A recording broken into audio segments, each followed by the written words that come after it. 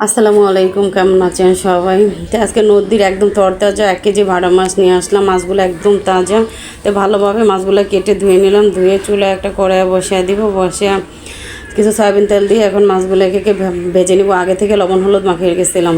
তো মাছগুলো আজকে আমি পটল আলু দিয়ে রান্না করব। তো রান্না করার জন্য প্রথমে চুলায় একটা কড়াই বসিয়ে দিলাম। কড়াই বসিয়ে দিয়ে পরিমাণ মতো সয়াবিন তেল আর পেঁয়াজ মরিচ আদা রসুন বাটা বেটে রাখা মশলাটা দিয়ে দিব। দিয়ে লবণ হলুদের গুঁড়া জিরা বাটা সামান্য একটু কালারের জন্য মরিচের গুঁড়ো দিয়ে একটু মশলা কষানো পানি দিয়ে ভালোভাবে আমি মশলাটা কষিয়ে নিব।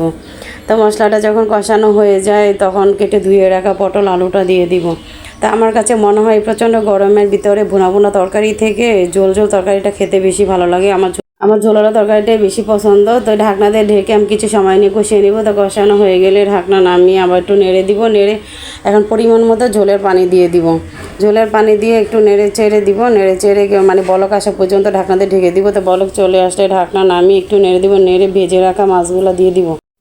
ভেজে রাখা মাছ দিয়ে সাথে একটা টমেটো কুচি দিয়ে দিব।